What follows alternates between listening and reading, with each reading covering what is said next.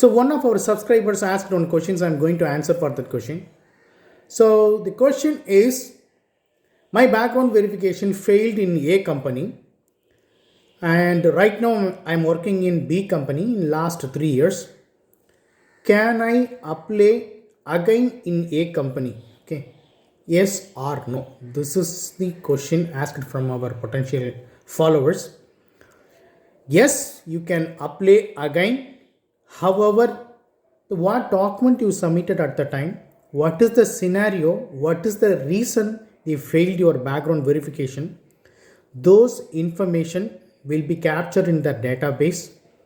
And in future, if you apply for the same company, if you remodify or re-updated your past employer, for example, if you updated different employer in the A company in the past so that your background verification failed, and future you are going to join in same A company, or you got the offer again in A company but your background verification want to move to positive direction, definitely you can contact me. I will tell you how to approach, and you need to explain your issue clearly.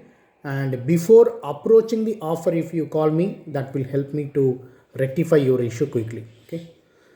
So if you are facing background verification related problems, you can get the solution only for genuine people in genuine direction.